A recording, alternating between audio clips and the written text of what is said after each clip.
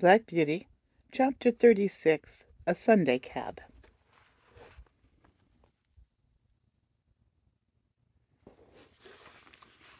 One morning, as Jerry had just put me into the shafts and was fastening the traces, a gentleman walked into the yard. "Your servant, sir," said Jerry.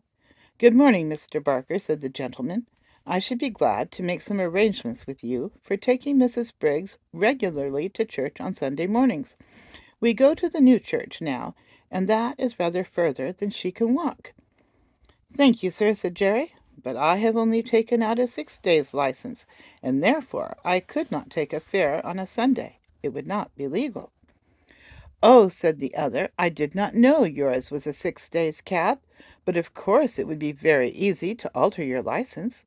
I would see that you did not lose by it. The fact is, Mrs. Briggs very much prefers you to drive her."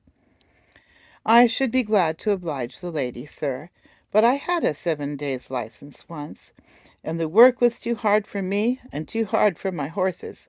Year in and year out, not a day's rest, and never a Sunday with my wife and children, and never able to go to a place of worship, which I had always been used to do before I took to the driving box.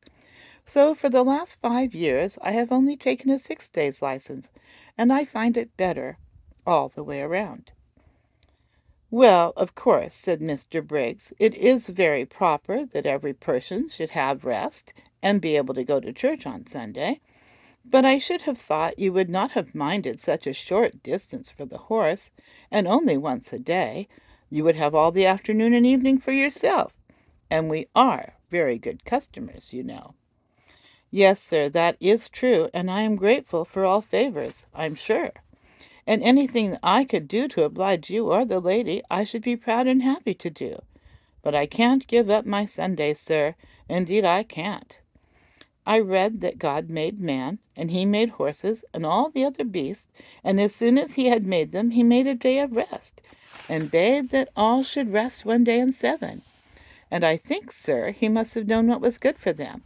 I am sure it is good for me. I am stronger and healthier altogether, now that I have a day of rest. The horses are fresh, too, and do not wear up nearly so fast.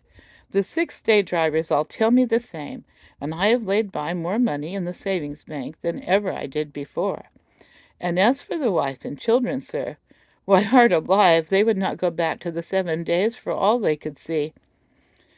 "Oh, very well," said the gentleman. "Don't trouble yourself, Mr. Barker, any further. I will inquire somewhere else." And he walked away. "Well," says Jerry to me, "we can't help it, Jack, old boy.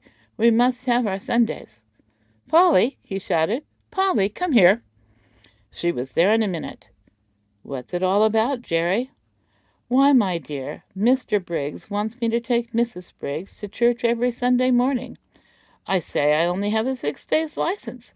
He says, 'Get a 7 days' license, and I'll make it worth your while.' And you know, Polly, they are very good customers to us. Mrs. Briggs often goes out shopping for hours, or making calls, and then she pays down fair and honorable like a lady. There is no beating down or making 3 hours into 2 hours and a half, as some folks do. And it is easy work for the horses, not like tearing along to catch trains for people that are always a quarter of an hour or so too late. And if I don't oblige her in this matter, it is very likely we shall lose them altogether. What do you say, little woman?" "I say, Jerry," said she, speaking very slowly, "I say, if Mrs. Briggs would give you a sovereign every Sunday morning, I would not have you a 7 days' cabman again. We have known what it was to have no Sundays, and now we know what it is to call them our own. Thank God you earn enough to keep us, though it is sometimes close work to pay for all the oats and hay, the license, and the rent besides. But Harry will soon be earning something, and I would rather struggle on harder than we do than go back to those horrid times when you hardly had a minute to look at your own children, and we never could go to a place of worship together, or have a happy quiet day. God forbid that we should ever turn back to those times. That's what I say, Jerry." "And that is just what I told Mr. Briggs, my dear," said Jerry, "and what I mean to stick to. So don't go and fret yourself, Polly," for she had begun to cry. I would not go back to the old times if I earned twice as much.